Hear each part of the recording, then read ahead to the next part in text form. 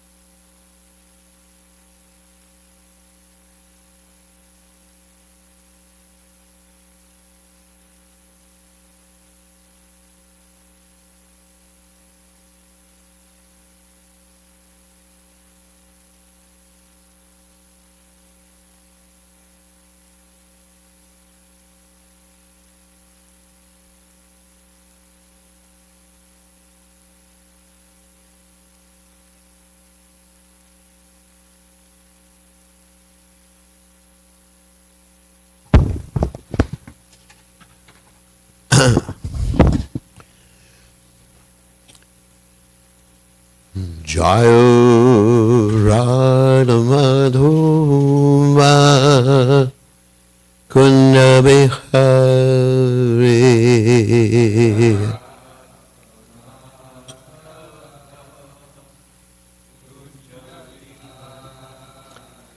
Jayo Radha Madhuma Kunda Bihari Adhava Kunja Bihari Gopi Janabalapa Idibarudati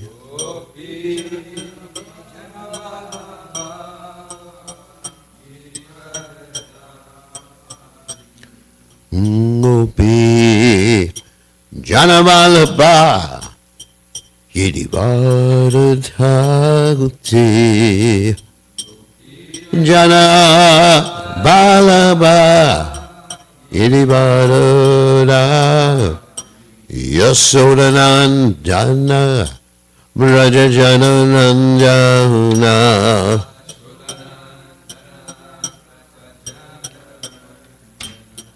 Yasodanandana Rajajana Ranjana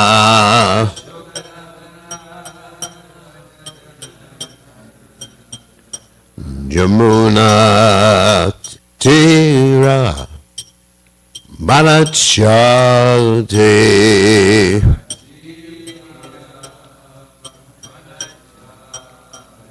Yamuna Tira Balachate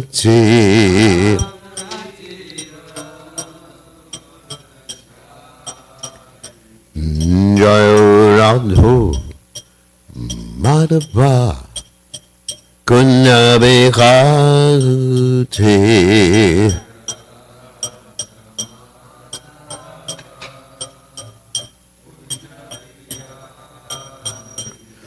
Jayo Radho Madhava Kunda Bihari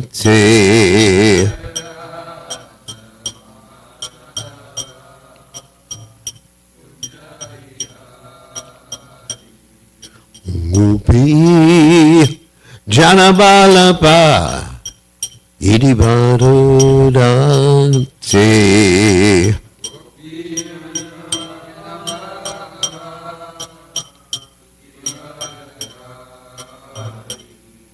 Gopi Janabalaba Idibado Dante.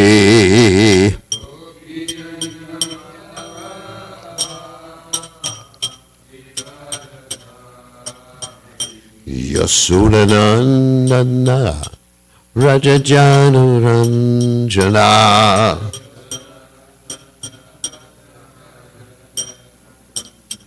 Yasudanandana Rajajanuranjana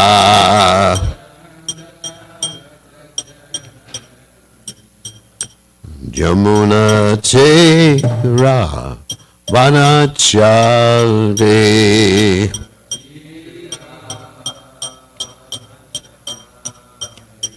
Jamuna Tera Vanachalde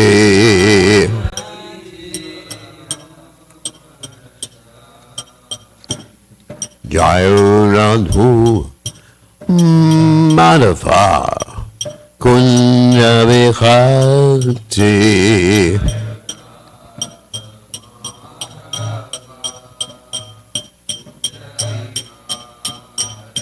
Jairadho Madhava Kunya Vikhati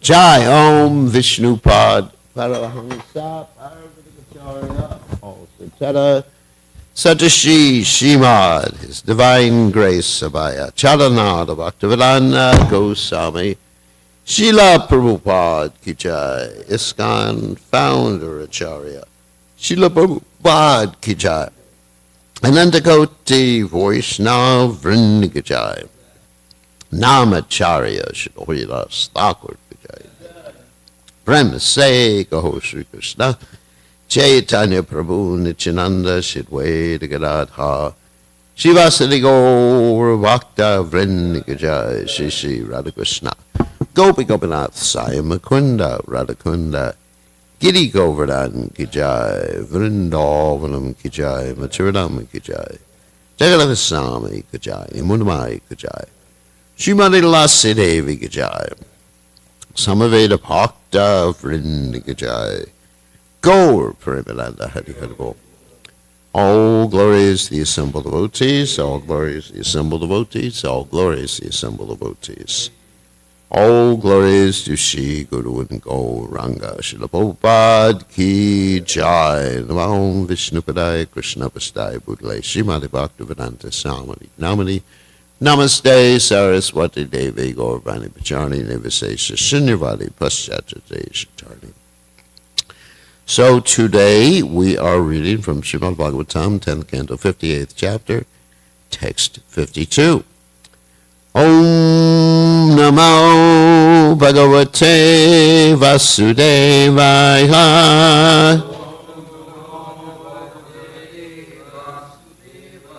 Om Namo Bhagavate Vasudevaya.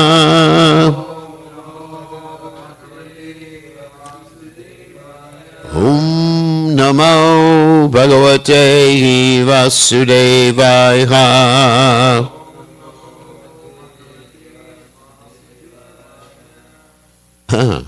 So someone needs to operate the mouse. Just page down as we read. Dampati Ratam Aropya Mahatya Sanaya Vitao Sneha Praklina Hridayo Ayapayam Asa Koshala Dampati Ratam Dampatiratamaropya Macha Seniavritao Sneha Praklinariteho Ayapayama Sakoshala Tampati Rattamaropya Mahatya Seniavritao Sneha Praklina Hridayo Yapayama Sakoshala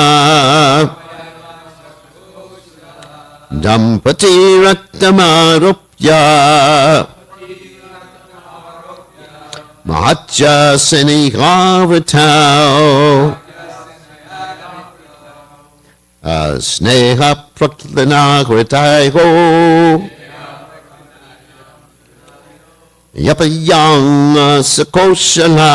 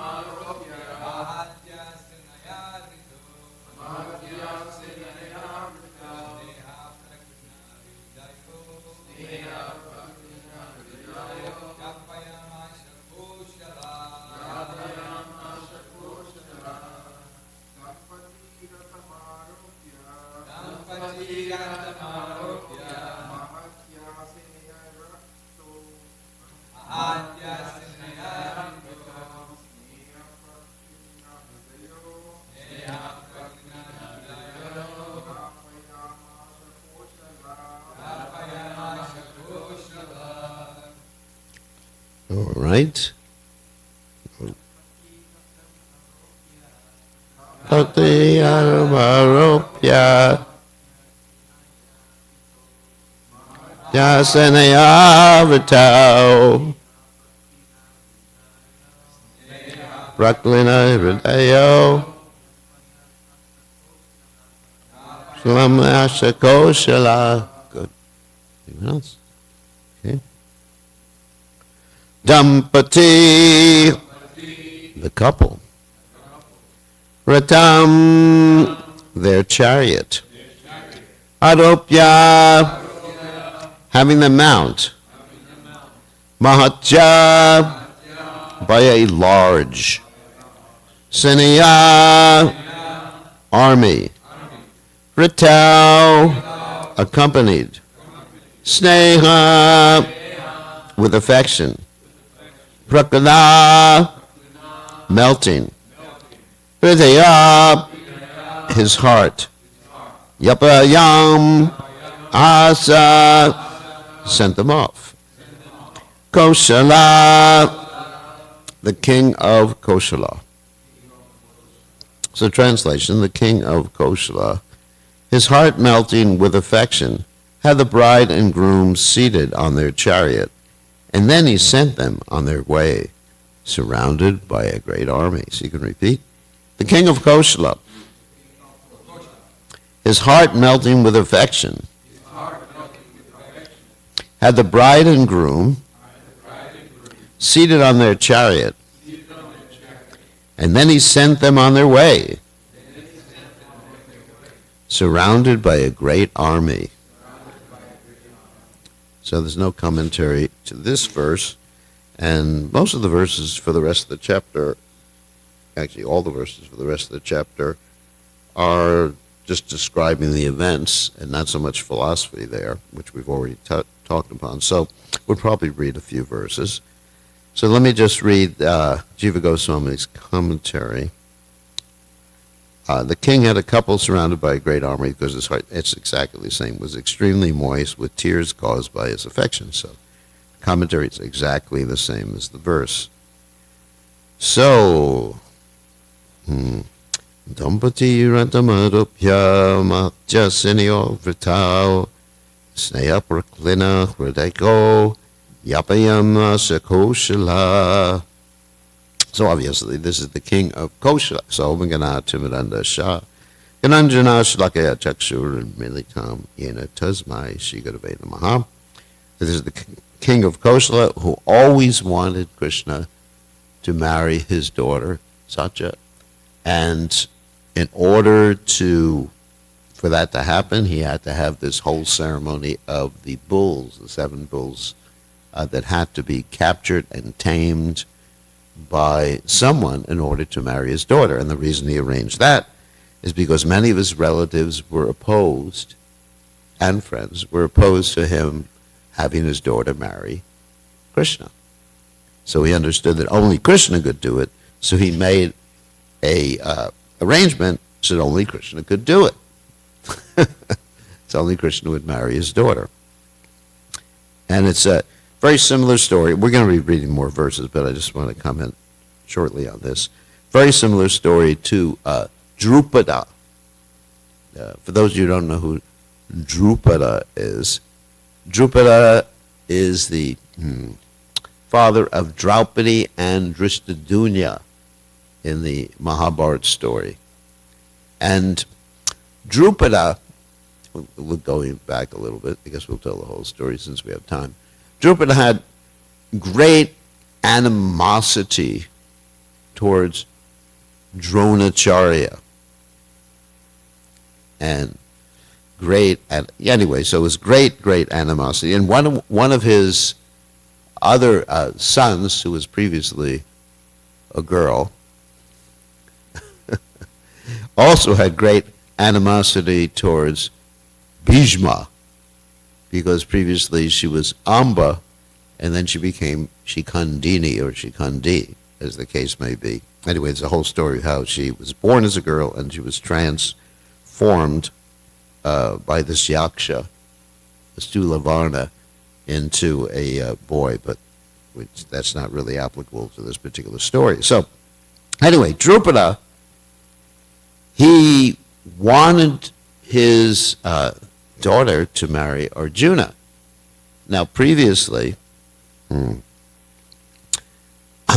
was thought that the Pandavas were burnt to ashes in the house at Varnavat. So anyway, but somehow or other he had some inclination, and actually being advised by Krishna, that Arjuna was still alive, and so therefore he arranged this whole Swayamvara ceremony so that only Arjuna could win. And actually there was another person who could have won the Swayamvara ceremony of shooting the eye of a fish looking down at a pond in the ground, reflection on the ground. The fish was up in the air somehow or other, and only Arjuna or Karna could have accomplished this particular feat. But Karna was later on told that he should not compete by Draupadi herself.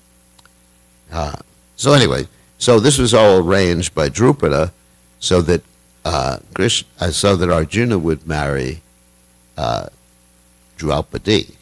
So this is a similar type of thing, because even though there were so many impediments, sometimes the Swayamvara is arranged by the king, so only one particular person can marry.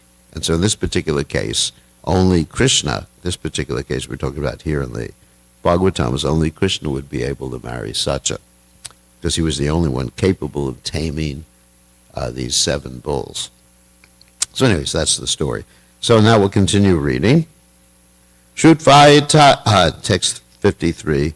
Shrutvaita rurudur bhupa nayantam patikanyakam magna virya sudar durmasha yadubirgo vrishai pura. When the intolerant kings, who had been rival suitors, heard what had happened, they tried to stop Lord Krishna on the road as he took his bride home. But just as the bulls had broken the king's strength before, The Yadu warriors broke it now. And Jiva Goswami has a commentary on this verse. The kings heard about this in their various lands and then came. Krishna was somewhat delayed in Kosala because of waiting for the correct constellation, etc., for the wedding. Actually, another interesting point here. Conducted according to the rules. They obstructed him on the road because they were extremely intolerant in nature, Sudura Marsha, proud of their heroism. But their valor was immediately crushed by the Yadus. This was the same as their previous condition as being defeated by the bulls. So, of course, this is the Kshatriya spirit, because the Kshatriyas had been defeated by the bulls previously. They were embarrassed, and one who has been defeated, it's worse than death for a Kshatriya. As we know in the stories that Prabhupada told, that sometimes the Kshatriyas would not even be allowed home by their wives if they had not defeated their enemy, or if they had not been killed, of course, but then they'd be allowed home as a corpse. So Prabhupada tells that one story. At one time there was a Kshatriya who went out to fight a battle, and he just didn't win, and he lost. He was losing, so he came back home, and his wife would not let him back in the castle. His wife said, "This you could not be my husband, because my husband would never come back unless he had won or as a corpse, having been killed by the enemy." So he got very enthused by his wife, because the wife is actually the energy of the husband, the Shakti of the husband. So he got very enthused, he went out and he fought, and he actually won. So this is the reason that kings were fighting Krishna, is because they were they were actually feeling embarrassed. Their reputation had been ruined. All right, and because Krishna had actually been able to win by tackling the bulls. So that's one point here. Another point is very interesting, is that Krishna was concerned with the astrological calculation for the marriage. Now, sometimes you find people who are really concerned with these things. Just like there was one devotee I was just speaking to, he was saying, we're not going to have a kirtan mela this month because this is called a malmas. Malmas means like a month that is actually considered inauspicious. The reason it's considered inauspicious, it's like it's the leap month. Everybody knows what a leap year is. So there's in the Vedic calculation, which is based on the moon, that every like 2.5 years or 3 years, there's an extra month added to the year. Did you know that? The reason for that is because the moon cycle is different than the sun cycle, and so you have to bring it back into coordination with the sun cycle by adding a month every 2 or 3 years. In the same way, we add, in America and in the Western world, we add a day every 4 years, right?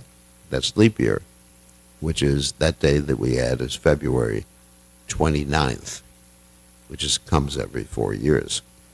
So, anyway, so in other words, this devotee, of course, that was an improper consideration because there's no question of delaying a kirtan mela because you're considering that there's some auspicious or inauspicious time or month, because kirtan is always auspicious. But in any case, Krishna was considering what was the correct constellation. That's very interesting. Let me describe what. There's actually 12 constellations whether you know this or not. And these 12 constellations, depending on which constellation is present at a particular time, that determines certain astrological calculations. So astrology is much more than just the constellations. It's also the grahas, which means planets. And the grahas are a little bit different. The planets are a little bit different than the 9 we know in the solar system. There's Ketu and Rahu, and they don't include Pluto or Uranus. So there's many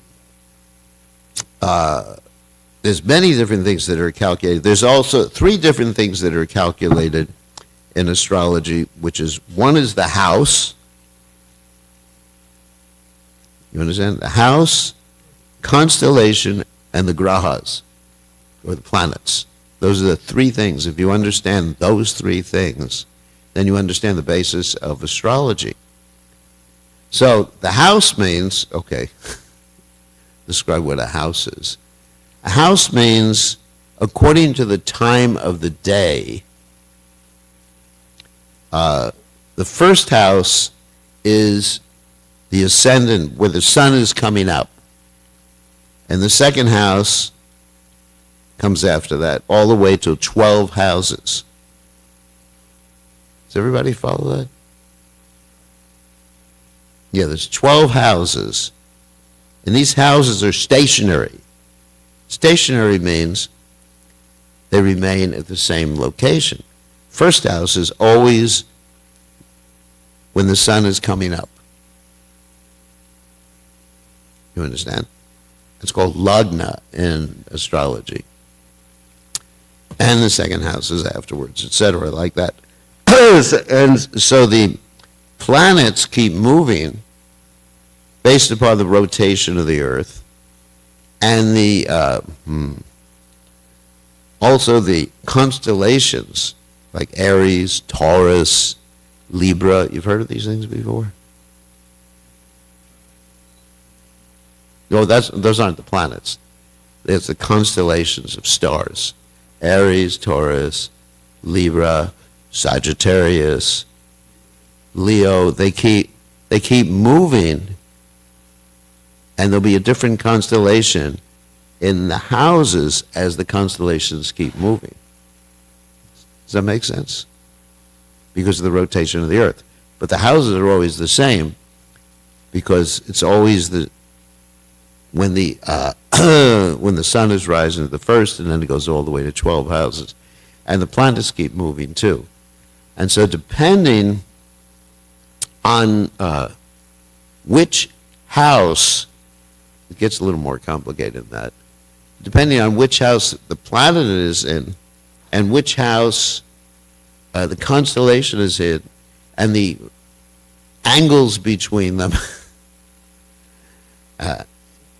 and also whether the planets are moving in retrograde, or what retrograde means. Sometimes the planets appear to be moving backwards because of the rotation of the Earth and the other planets. So it appears like, for example, Mars is moving backwards at some particular time, and that's considered inauspicious. Anyway, so all these things are taken into account when calculating the astrological formation, and actually according to whether one should perform marriages at that particular time, which is actually a good idea to calculate. There's an auspicious time for marriages. As far as chanting the holy name, it's always auspicious. Just like when Lord Chaitanya Mahaprabhu appeared in this world, it was materially considered an inauspicious time. Why was it materially considered an inauspicious time? Because there was an eclipse. And what did they do during that inauspicious time? They chanted the holy name and they bathed in the Ganges River. So spiritual activities are always auspicious. always auspicious. Although according to certain rules, obviously the temples, the deity worship is not performed at that particular time when there's an eclipse. And you're not supposed to eat. Even if it's prasadam, you're not supposed to eat during that time. And you're not supposed to sleep during that time. But the chanting of the Lord's holy name, as described in the Srimad Bhagavatam, is always auspicious. And the chanting can be done at any particular time. And chanting of the Krishna Katha and the Srimad Bhagavatam can be done at any time. So anyway, but for marriages, these things should be examined to make sure that you're crossing all your T's and dotting all your I's, because marriages are not, unless you're dealing with the marriage of Krishna, marriages always have some little tinge of material interest. You understand?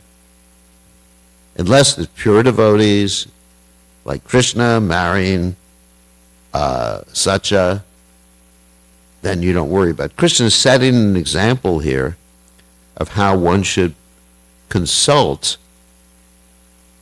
astrologers when, or consult the stars when considering whether or not to perform some ceremony like a marriage. Okay. Anyway, so this is what's mentioned here in this verse. Text 54.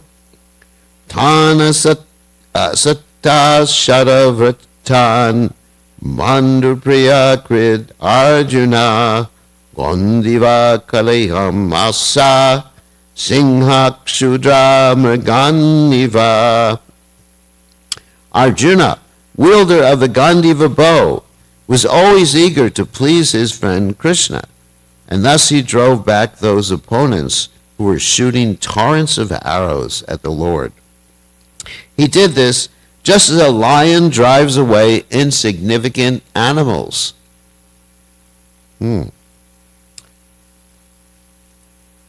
So Vishnu Chakravarti Thakur says exactly the same thing.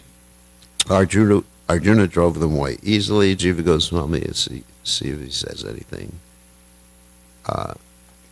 Yes, he says something different. Arjuna was in the procession in order to...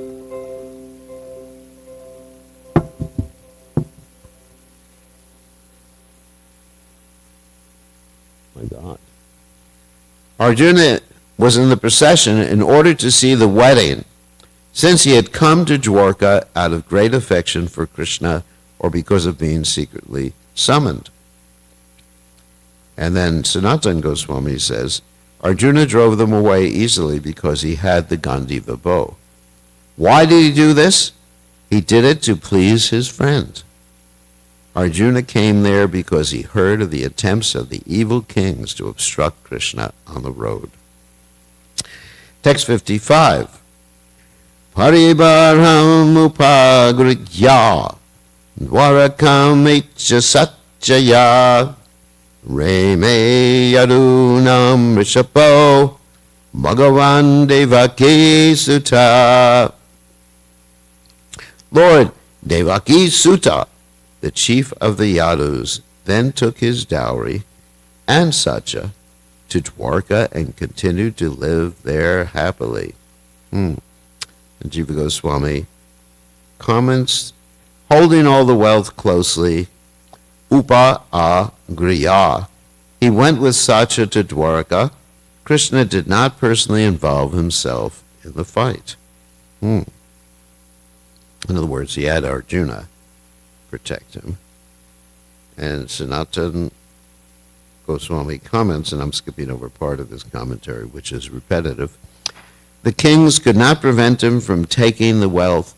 The best of the Yadus, he was served by them. He was cared for by Devaki Sutta, since he appeared on earth for various pastimes, Bhagavan, as the Supreme Lord, or endowed with all powers, Bhagavan, he enjoyed. And text 56.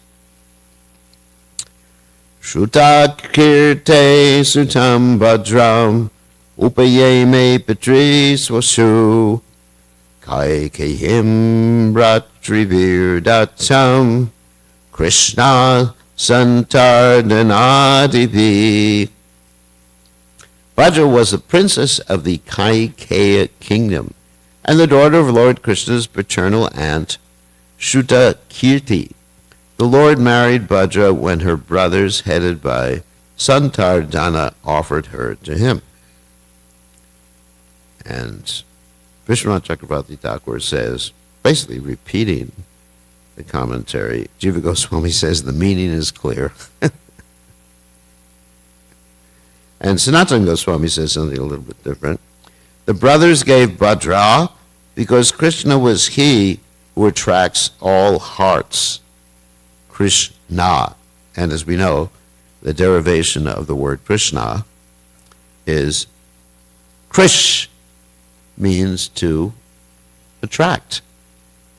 And just like we have in the Bhagavad Gita, the verse Krishigo Rakshivadijan, Vaishya Karma Svabhavajam, describing the qualities of a Vaishya, that Krishi means someone who pulls or attracts like a tractor. So Vaishyas in the Vedic system didn't use tractors, they used oxen or bulls to pull the plow. But that same concept is there. Attract, krish, to attract. And na could mean two different things. It also refers to negation of the material miseries and refers to ananda, or bliss. Krishna gives you bliss and he negates the material miseries. So text 57. Sutam cha madradipater Lakshman nam lakshanaryatam swayambare chaharaika sasuparna sudamiva. Then the Lord married Lakshmana, the daughter of the king of Madra. Krishna appeared alone at her Swayamvara ceremony and took her away, just as Garuda once stole the demigod's nectar. And so Jiva Goswami explains more here. The king of Madra was named Brihatsena.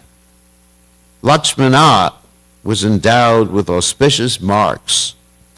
Lakshanai.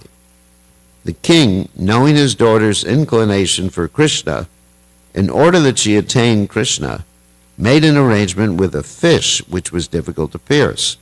When Krishna pierced the fish, the wicked kings said, "O king, this was your idea, not your daughter's." Knowing the determination of his daughter, the king then allowed her to choose. The events are related in the Kurukshetra trip. So, pretty self-explanatory. And the commentary by Sanatana Goswami is exactly the same, except for one sentence here. The example of Garuda stealing nectar shows how alone he took her by defeating a host of kings. And text 58. I think we're going to finish the chapter.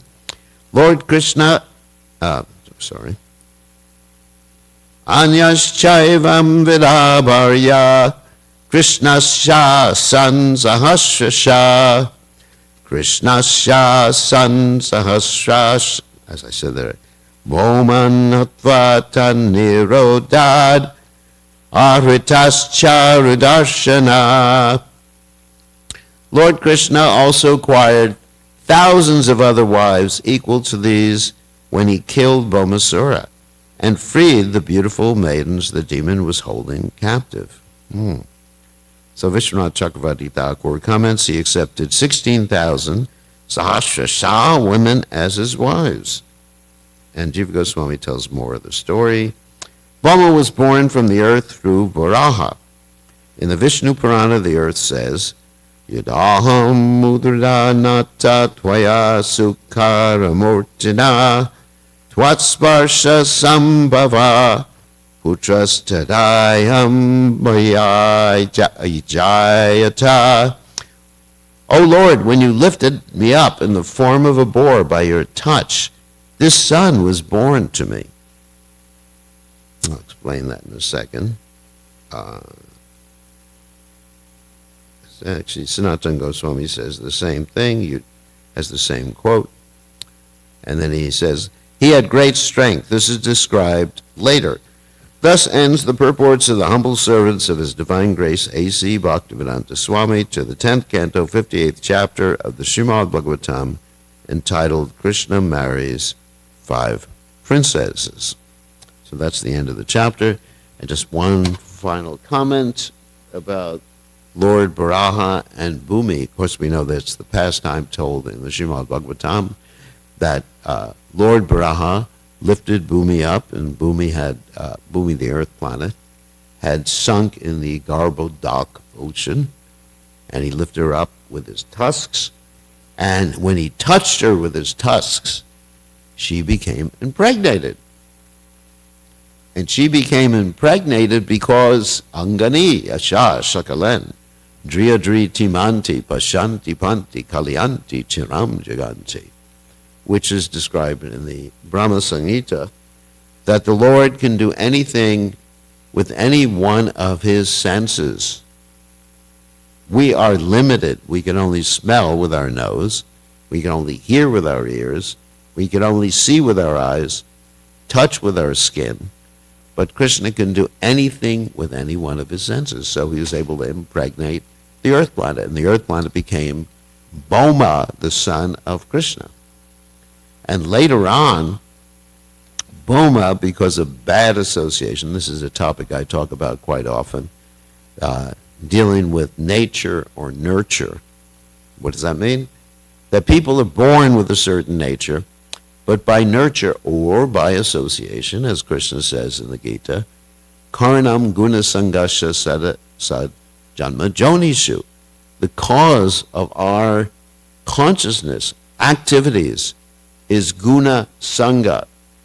That means association.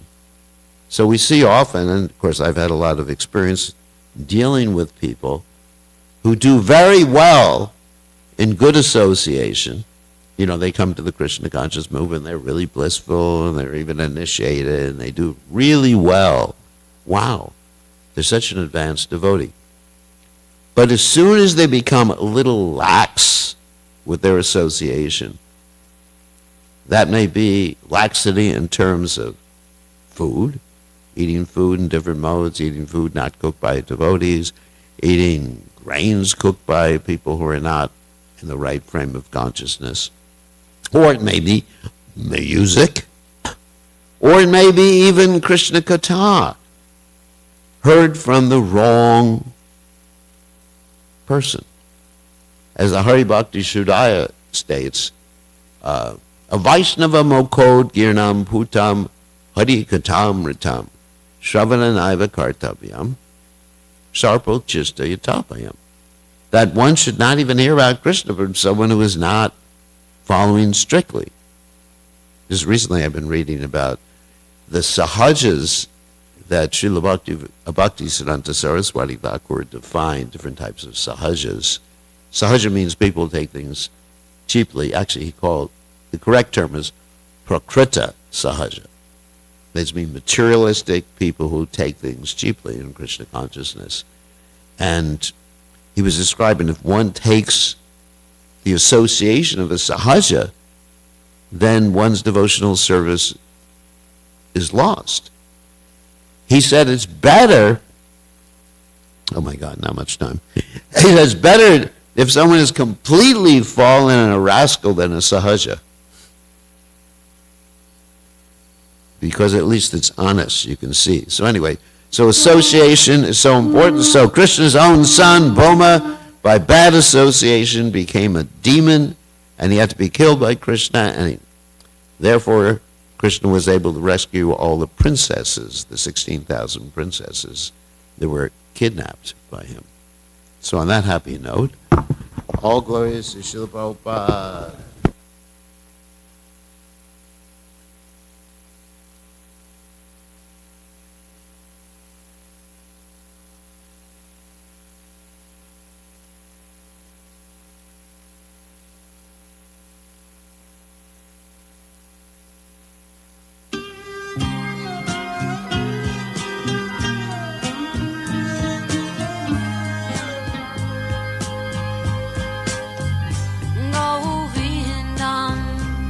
Adipurusham Tamaham Bhajami Govindam Adipurusham Tamaham Bhajami Govindam Adipurusham Tamaham Bhajami Enam Kanvandam Maravindadalaya Taksham Varhavatam Samasitam Buddhasundarangam Kandar Agom Vidamaniya Vishesha Shobham Govindam Adipurusham Tamaham Bhajami Govindam Adipurusham Tamaham Bhajami Govindam Adipurusham Tamaham Bhajami Andani Yasa Sakalem Priya Priti Manti Vasyanti Panti Kayanti Chiram Naganti Ananda Chinmaya Sadhu Jala Vigrahasya Govindam Adipurusham Tamaham Bhajami Govindam Adipurusham Tamaham Bhajami Govindam Adipurusham Tamaham Bhajami Govindam Adipurusham Tamaham Bhajami Govindam Adipurusham Tamaham Bhajami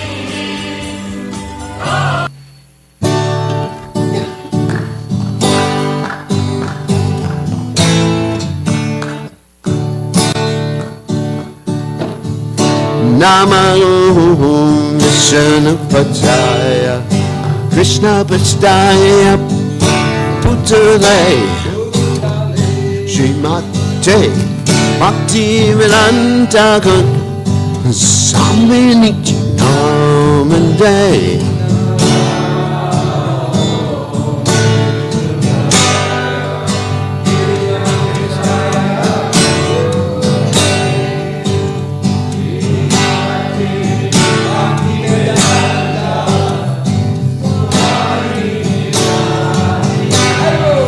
Namaste, hey, that was what TJV Guramani Bacha Naked say shot Shunyavani Asachana Satana Nay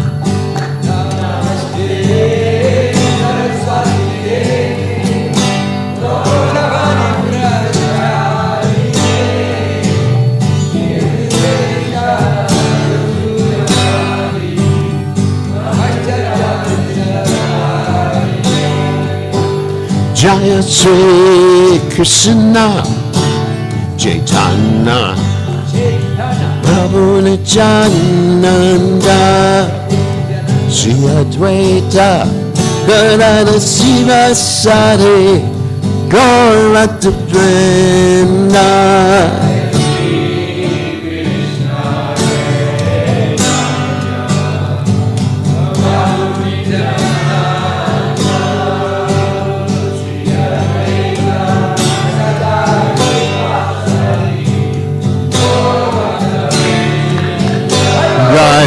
Shri Krishna Chaitanya Prabhu Nityananda Sri Advaita Radha Shiva Sade Gaurata Vrinda.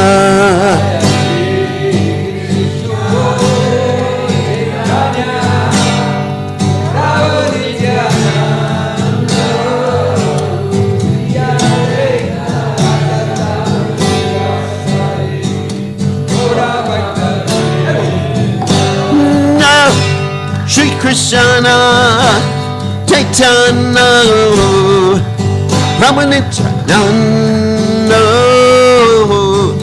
Advaita Radha Shiva Sade Gaurata Vrinda.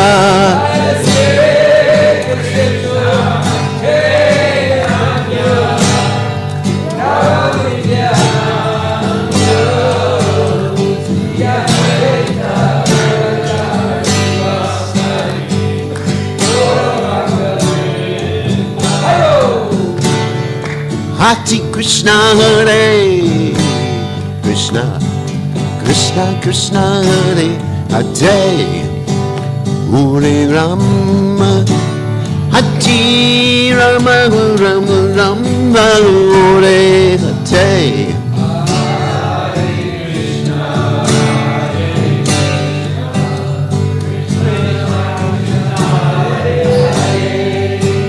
Hare Rama, Rama, Rama Rama, Hare Krishna, Hare Krishna, Krishna Krishna, Hare Hare, Hare Rama, Hare Rama, Rama Rama, Hare Hare.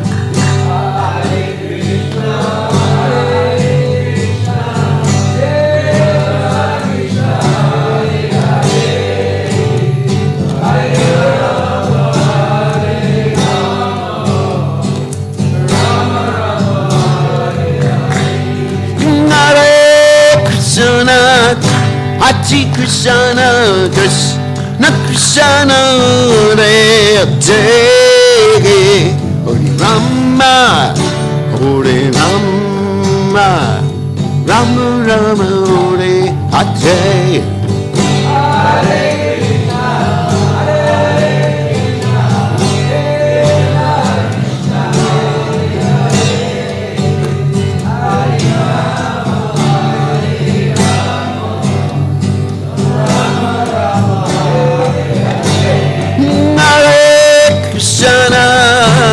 Hare Krishna, Krishna Krishna, Hare Hare, Hare Rama, Hare Rama, Rama Rama, Hare Hare.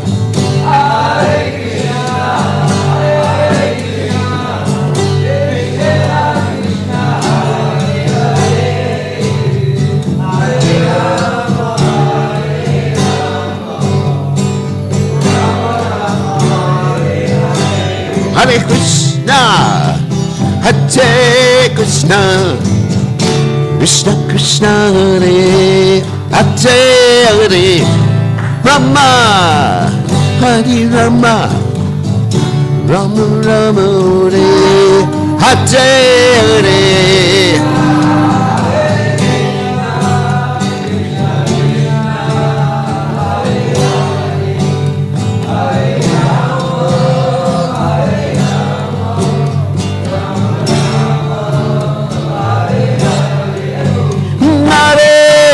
Krishna, Hare Krishna, Krishna Krishna, Hare Hare, Hare Rama, Hare Rama, Go Rama Rama, Hare Hare.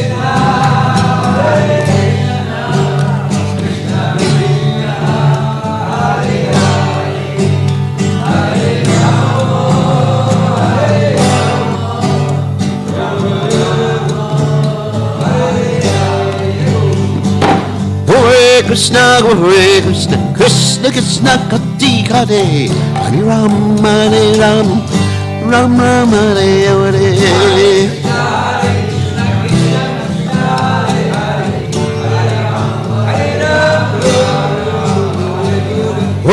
Krishna, Hare Krishna, Krishna Krishna, Hare Hare Ram, Ram Ram, Hare Hare.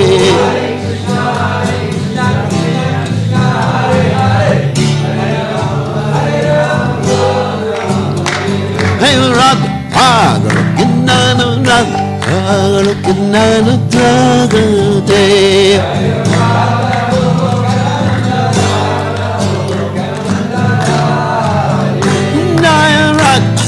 Looking on a brother, looking on a day.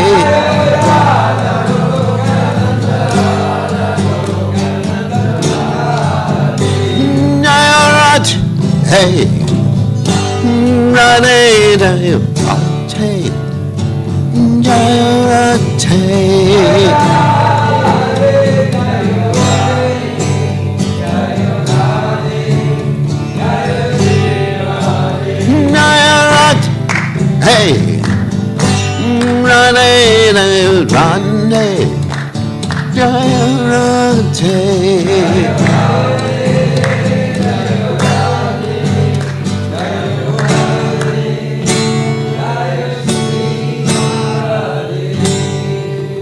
Jai Om.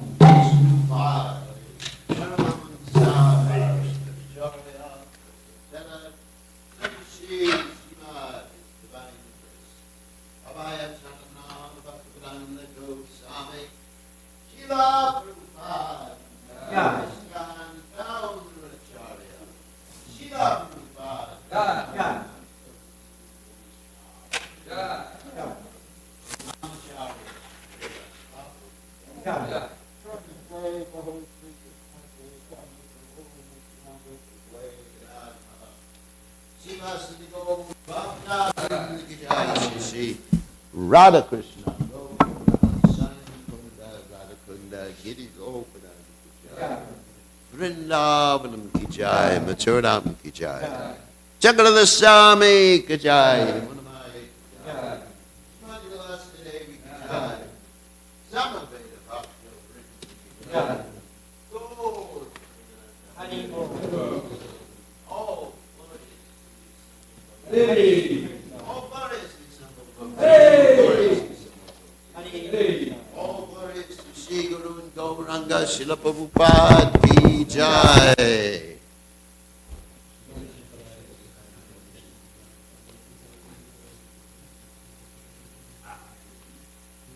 Chaito Darpanam Arsanam Bhava Mahad Bhagni Nirapanam Shreya Kairavya Chandra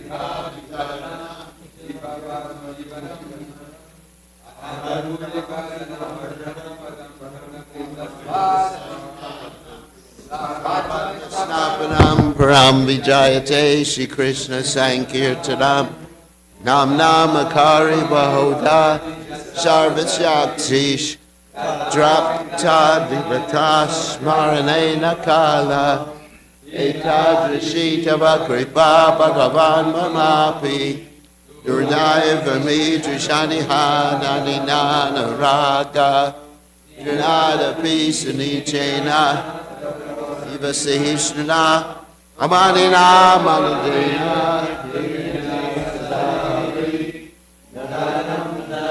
Sundari Kabidamba Jagadisha Kamaye Amajanmani Janmanishvare Bhavatad Bhakti Radhai Chikitwaye Ainanda Tanuja Kinkaram Patitam Mam Vishame Bhavam Buddha Kripaya Tava Pada Pankaja Sita Duli Sadrasam Vachintaya Nayanam Galudashudaraya Vadanam Gadgada Rudyagida Pulaka Dishitam Vapukadam Vanama Grahane Vivishati Jugai Tam Nimishena Chakshusha Pravishaitam Shunyaitam Jagat Sarvam Govinda Vidahena Me Shavapadam Anastunam Adarsanam Marmatam Karotuva Yatatata Vadratu Lampato Matprana Natasu Sevanaparaha. Victory to the Sri Krishna Sankirtanam. which cleanses the heart of all the dust, accumulate for years, and extinguishes the fire of conditional life, repeated birth and death. This Sankirtan movement is the prime benediction for humanity at large, because it spreads the rays of the benediction moon, is the life of all transcendental knowledge. It increases the ocean of transcendental bliss and enables us to fully taste the nectar for which we are always anxious. My Lord, congregational chanting of your holy name alone can render all benediction to living beings, and thus your hundreds of millions of names like Krishna and Govinda. In these transcendental names you have invested all your transcendental energies. There are not even hard and fast rules for chanting these names. Oh my Lord, out of kindness you enable us to easily approach you by holy name. I am so unfortunate that I have no attraction for them. One should chant the holy name of the Lord in a humble state of mind, thinking oneself lower than the straw on the street. One should be more tolerant than a tree, devoid of all sense of false prestige, and should be ready to offer all respects to others. In such a state of mind, one can chant the holy name of the Lord constantly. Almighty Lord, I have no desire to accumulate wealth, nor do I desire beautiful women, nor do I want any number of followers. I only want your causeless devotional service, birth after birth. O son of Maharaj Nanda Krishna, I am your eternal servitor, yet somehow or other I have fallen to this ocean of birth and death. Please pick me up from this ocean of death and place me as one of the atoms at your lotus feet. O my Lord, when will my eyes be decorated with tears of love, flowing constantly when I chant your holy name? When will my voice choke up, and when will the hairs of my body stand on end at the recitation of your name? O Govinda, feeling your separation, I am considering a moment to be like 12 years or more. Tears are flowing from my eyes like torrents of rain, and I am feeling all vacant in the world in your absence. I know no one but Krishna as my Lord, and he shall remain so, even if he handles me roughly by his embrace, or makes me started by not being present before me. He is completely free to do anything and everything, for he'll always remain my worshipful Lord, unconditionally. Shikshashtaka ki jai. So Leela Shakti dressed the deities very nicely, and again there's a lot of preparation there. A lot of preparation. Just one humble request. The deities dressed very wonderfully. Just one humble request is when I'm here, please don't use that incense, whatever type of incense is being used. I'm having trouble breathing because it's toxic. Whatever incense that is, yeah. Please. I mean, you can use it when I'm not here. Yeah, he has the same problem. That's why he gave it to you.